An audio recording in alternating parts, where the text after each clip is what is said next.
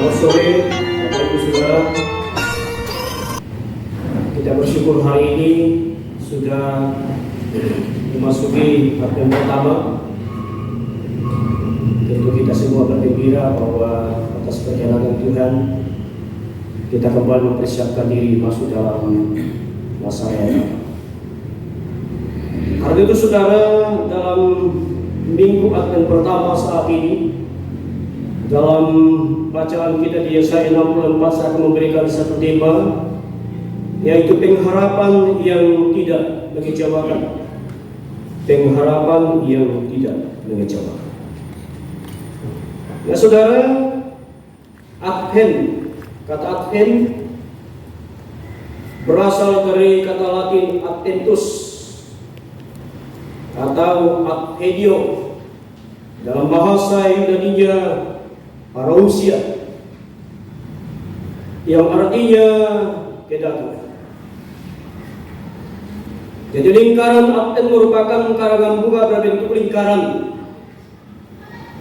Sebagaimana lingkaran tidak mempunyai awal dan tidak mempunyai akhir, maka lingkaran Advent melambangkan Tuhan yang abadi tanpa awal dan akhir. Nah saudara, lilin yang saya nyalakan tadi sebelum naik mimbar, lilin pertama ini sesungguhnya lilinnya warna ungu, tapi kita memakai warna putih. Ya, sesungguhnya dia harusnya lilinnya warna ungu.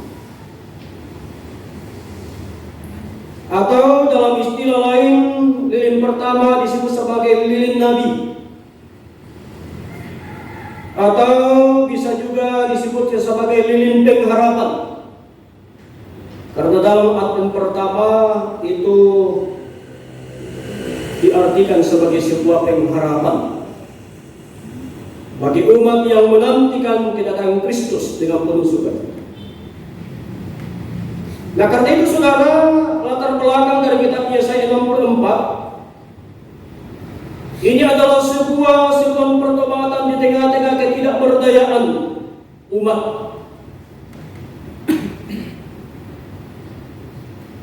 Hal itu terjadi karena ikatan perjanjian dengan Allah yang telah mereka ingkari.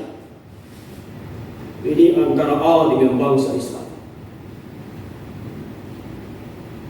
Perjanjian mereka telah diingkari, mereka telah memberontak di hadapan Tuhan. Dan di dalam ayat yang ke-7 dikatakan firman Tuhan, tidak ada yang memanggil namamu atau yang bangkit untuk berpegang kepada. Jadi dikatakan bahwa tidak ada lagi orang yang memanggil nama Tuhan. Karena kehidupan orang Israel betul-betul telah dibutakan. Mereka telah melupakan bagaimana Allah menuntun bangsa ini. Mulai sejak mereka berada di tanah Mesir, diperbudakan, atas penyertaan Tuhan mereka boleh keluar dari tanah perbudakan dan melakukan perjalanan selama kurang lebih 40 tahun dalam padang gurun, di padang gurun. Di depan mata bangsa Israel mereka telah melihat keajaiban yang dinyatakan Allah. Ada tiang api, ada tiang awan dalam menyertai setiap perjalanan orang Israel. Tapi rupanya saudara, keajaiban mujizat yang telah dinyatakan Allah semua dilupakan oleh bangsa Israel. Bahkan kalau kita melihat dalam ayat yang ke-4 dikatakan firman Tuhan, tidak ada telinga yang mendengar, tidak ada mata yang melihat. Sebab itulah Yesaya menyerukan sebuah pertobatan, karena mereka menyadari bahwa kesalahan mereka di hadapan Tuhan membuat mereka dibuang ke Babel selama kurang lebih 150 tahun. Kenajisan mereka tidak dapat dibersihkan dengan usaha kesalehan. Mereka sekalipun kejahatan, karena kejahatan mereka yang begitu luar biasa di hadapan Tuhan. Ketidakberdayaan bangsa Israel di Babel membuat mereka sungguh-sungguh tak mampu berbuat apa-apa. Tidak ada jalan keluar.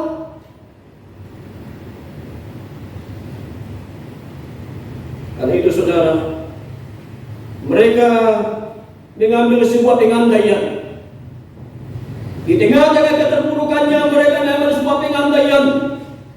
Kalau kita melihat dalam ayat yang ke-8, saya akan mulai dari juga ayat yang ke-6. Dikatakan firman Tuhan, demikianlah kami sekalian seperti seorang najis. Mereka membawa kehidupan mereka sungguh bertelut di hadapan Tuhan, dan mereka mengatakan bahwa kami orang najis. Dalam kehidupan orang Yahudi, termasuk orang yang dikatakan najis adalah pada saat ada orang yang kena kusta. Itu najis. Dan mereka akan disingkirkan dari perkampungan. Mereka tidak boleh bergaul dengan orang-orang dalam kampung. Mereka adalah orang najis. Demikian juga dalam konteks sebelum sampai kepada baptisan, yaitu dalam perjanjian lama sudah dikatakan orang yang tidak disunat adalah orang najis.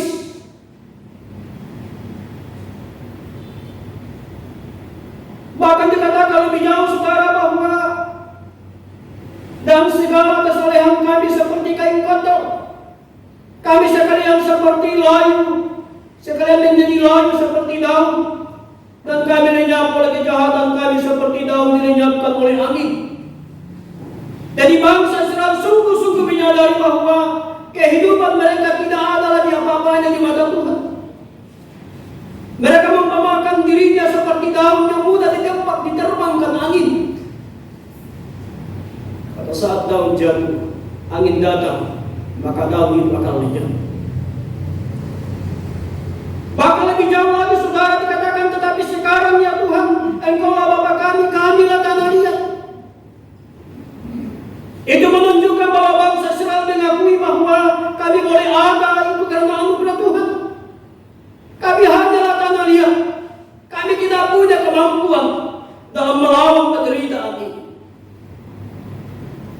Karena itu saudara, di tengah-tengah ketidakberdayaan bangsa Israel, maka Yesaya tampil menyuarakan sebuah pengharapan kepada orang Israel.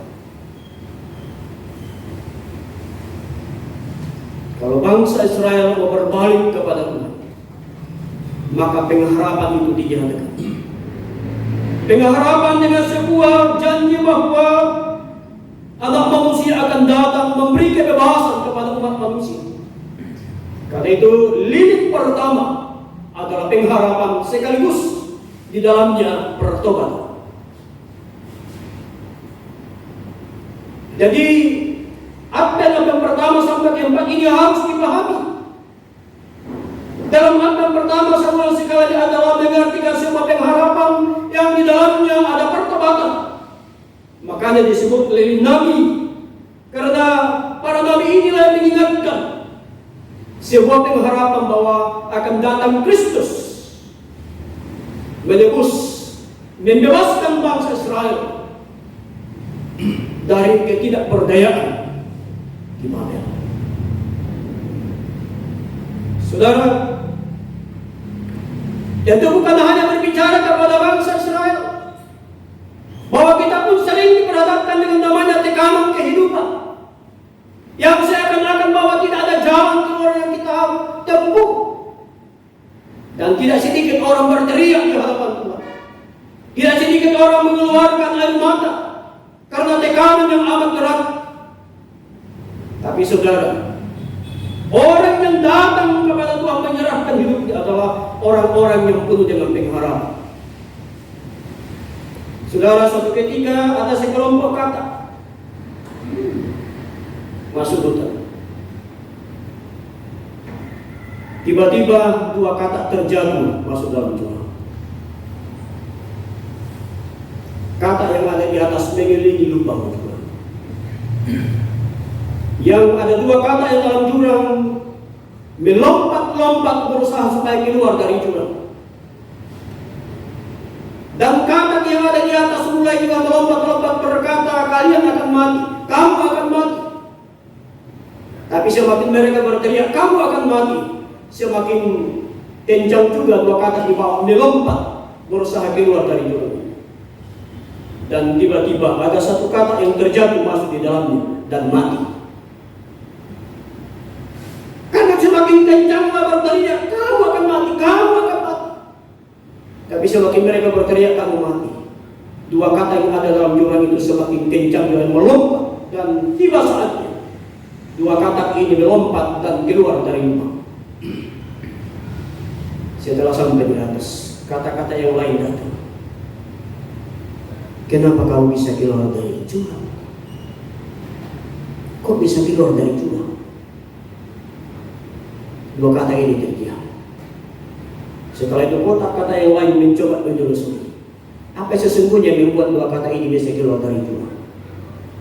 Yang satu saja jatuh masuk langsung mati. Setelah ditelusuri saudara, rupanya dua kata ini tuli, tidak bisa mendengar. Dia pikir kata-kata yang ada di sekitaran pinggir jurang itu berteriak, kamu mati, kamu mati. Dia pikir dia memberikan semangat, ayo, ayo, lompat, ayo, ayo, lompat. Karena apa? Dia tidak dengar.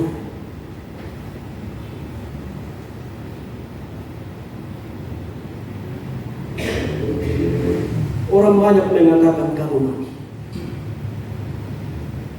Tapi dua kata ini justru membuat dia semakin semangat. Karena apa? Dia tidak dengar.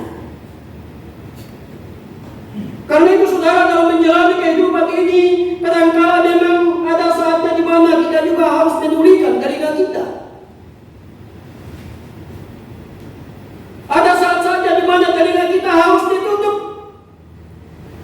Pada saat hal-hal negatif yang akan kita dengarkan tidak akan membangun diri kita, maka saatnya telinga ditutup. Karena kalau dua kata ini mendengar, dia tidak tuli, kemungkinan besar dia mati betul. Karena apa? Semangatnya tidak akan pernah ada. Tapi semakin kencang kata-kata Allah mengatakan kamu mati, maka semakin kencang dia melompat. Karena dia tidak mendengar hal-hal negatif dalam hidupnya. Tapi sebaliknya saudara, janganlah kata orang yang akan melumpuhkan harapanmu. Ada begitu banyak orang dalam perjuangan kehidupannya. Dan ada begitu banyak orang di sekelilingnya kadang-kala memberikan dukungan secara negatif. Sudah ada begitu banyak orang yang berhasil dalam hidupnya. Pada saat ditelusuri saudara di perjuangannya di belakang, rupanya menyedihkan juga. Kadang-kala ada orang tapi bagi mereka menutup telinganya apapun kata orang, mereka itulah yang akan mempunyai harapan dalam hidup.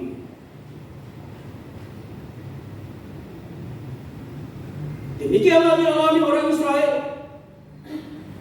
Bahwa setelah mereka mengalami pertobatan saudara, maka mereka mulai bangkit. Dia tahu bahwa ada pengharapan yang dijanjikan seorang nabi, yaitu Yesaya. Dan apa yang terjadi saudara? Pengharapan itu sungguh ada. Karena itu di tengah-tengah pengharapan itu, bangsa Israel kembali menyerukan kepada Tuhan. Kalau kita melihat dalam Yesaya 1 ayat 18, dikatakan firman Tuhan, sekalipun dosamu merah seperti kerbisi, akan menjadi putih seperti salju. Sekalipun berwarna merah seperti kain kesumba, akan menjadi putih seperti bulu domba. Saudara, saya mencoba menelisik kata kerbisi, corak warna merah tua yang didapat dari tumbuhan kenyusum dia. Jadi rupanya kerbisi ini adalah corak warna merah tua. Kenapa dia memakai warna ini saudara? Karena rupanya warna ini menandakan terang pada saat diperhadapkan dengan noda. Jadi coba saja misalnya di kain putih ada tinta di sana warna merah, itu pasti kelihatan sekali. Karena itu istilah-istilah atau warna-warna yang digunakan adalah melambangkan warna terang yang bisa menimbulkan noda tekad. Karena itu kamus Alkitab Smith mengatakan satu-satunya warna dasar yang tampaknya memiliki konsepsi yang jelas dalam pikiran orang Ibrani adalah merah. Jadi rupanya konsep mereka, merah itu memang melambangkan sesuatu yang terang. Bahkan seorang ahli lain berkata, kain kesumba pertama-tama dicelup dalam biji-bijian, kemudian dicelup dalam potongan kain, dan ia akan dicelup selama 2 kali. Itu melambangkan apa? Melambangkan jiwa kita yang harus dibasuh, sehingga seperti bulu domba yang tidak berguna. Karena itu bangsa Israel akan mendapatkan pengharapan pada saat mereka mengakui dosanya di hadapan Tuhan. Jadi bukan hanya soal pengharapan saudara, tapi harus diawali dari sebuah pengakuan di hadapan Tuhan. Karena itu orang-orang yang memiliki pengharapan adalah orang-orang yang mampu melewati proses dalam hidupnya. Tidak ada namanya pengharapan itu langsung datang tiba-tiba dalam hidup. Di dalam Roma 5 ayat yang ketiga dan 4 dikatakan begini. Saya akan membaca bagi kita supaya kita lebih pahami. Roma 5 ayat yang ketiga 4. Dan bukan hanya itu saja, kita malah bermegah juga dalam kesengsaraan kita, karena kita tahu bahwa kesengsaraan itu menimbulkan ketekunan, dan ketekunan menimbulkan tahan uji, dan tahan uji menimbulkan pengharapan. Jadi memang untuk meraih sebuah harapan dalam hidup, dia harus melewati tahap demi tahap. Dia harus melewati namanya kesengsaraan. Dia harus melewati namanya ketekunan. Dia harus melewati namanya tahan uji. Dan pada saat semuanya dapat dilalui, maka pengharapan itu datang. Karena itu dalam minggu Advent pertama ini, marilah kita sungguh-sungguh menyadari kehidupan di hadapan Tuhan. Bukan hanya soal menantikan kedatangan Tuhan, tapi ini juga soal bagaimana mempersiapkan diri di hadapan Allah.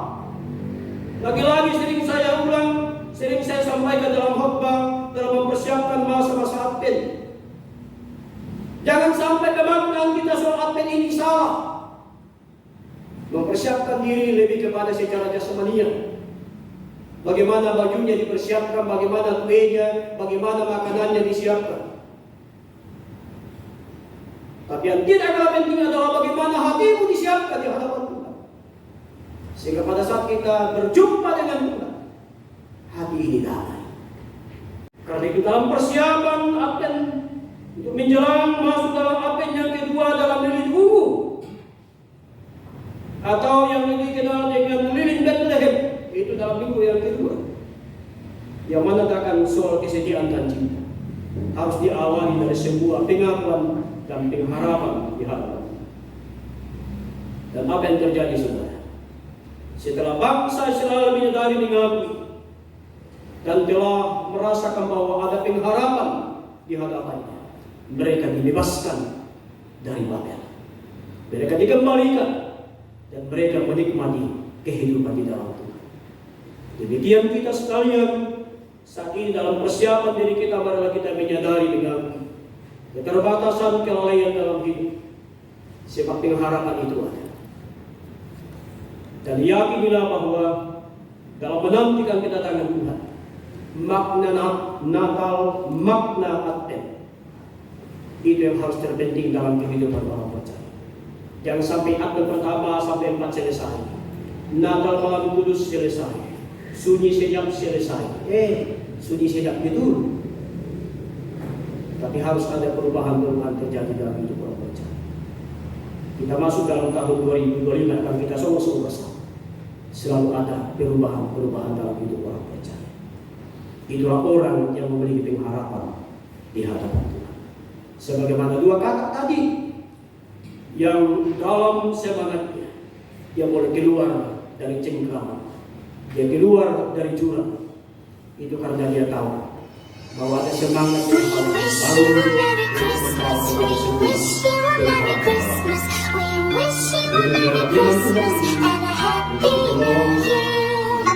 Tuhan.